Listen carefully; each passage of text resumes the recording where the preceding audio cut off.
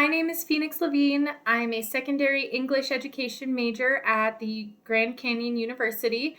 Um, Today I'm going to talk a little bit about the GCU professional dispositions of learners, which of these dispositions I think I possess that will make me a successful teacher, and which ones could use a little bit more work. Then I will go into how those dispositions can help students in the classroom, how I will uphold expectations set on me by the profession, and how I will promote a healthy moral development among my students.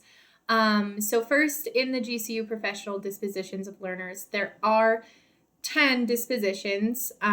There's high expectations, respect for diversity, fairness, professionalism, reflection, compassion, advocacy, dedication, curiosity, and honesty. And so it's kind of an understanding that a teacher will possess kind of a balance of all of these, none more than others, and the ability to use each disposition at appropriate times in order to be a successful teacher. The four that I think stand out the most in my own makeup, I guess, would be compassion, curiosity, dedication, and reflection. I am really passionate about education. I think that each student should love to learn, and when each student loves to learn, that is when we will see the most growth academically from them. And so part of that comes with, being a compassionate teacher. They want to enjoy being at school. They want to be able to be curious about certain subjects. Obviously, as a teacher, we have to kind of guide them in a certain direction in order to meet our standards, but allowing them to delve deeper into things that they really care about will help promote a kind of this love of learning. The last one with reflection, I have really developed these skills in the past 4 years with my own child. There have been a lot of parenting changes that I've tried to implement that at the end of the day, I kind of have to go over, okay, how did that go? What went really well? What did not work for Harper and I? What could I do differently in the future? Does it need to stay the same? Does it need to change? How does it need to change? And I think that is a skill that will really help me once I get to my career as a teacher. The two that I think I need probably the most work on before I enter the classroom would be high expectations and advocacy. And as passionate as I am about teaching, I do feel weird about saying the advocacy, because it's not that I don't want to be an advocate for my students. I do tend to be non-confrontational though, and sometimes a professional confrontation is required to get your students what they need. And again, it does not have to be aggressive. It's not a fight or an argument, but you do have to stand up for your students because you are going to be the one who spends the most time with them in the classroom. You know what they need, then you are the person who has to get it for them. As far as high expectations, I think that goes in with my wanting students to have a love of learning.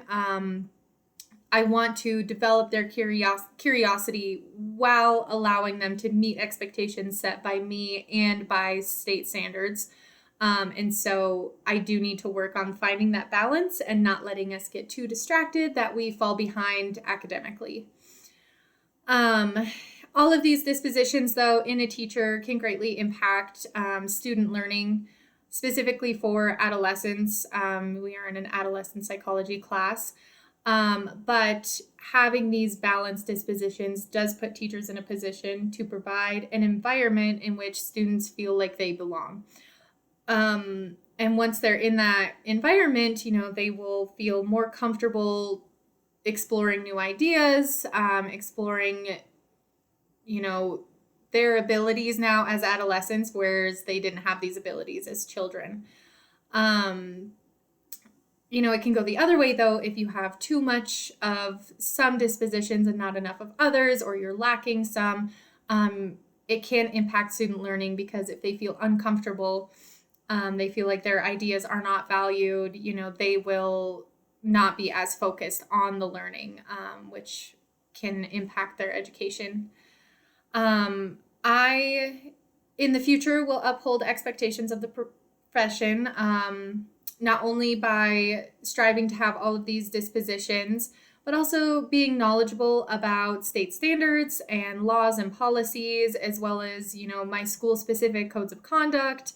Um, you can't necessarily follow rules you don't know about, but you can absolutely break them if you don't know about them. So just being really knowledgeable to the best of my ability and not being afraid to seek help when needed, from people who have more experience.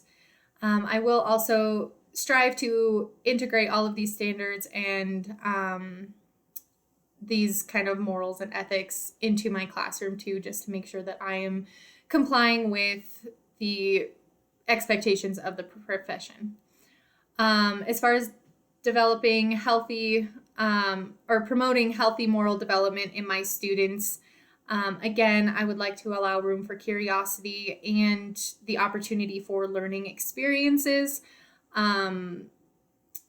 Just a little bit of flexibility where children can make their own choices and learn from them, and always being available for help and guidance and support whenever they need it, as well as leading by example. But that is all I have for you guys today. So thanks for listening in, and have a great rest of your week.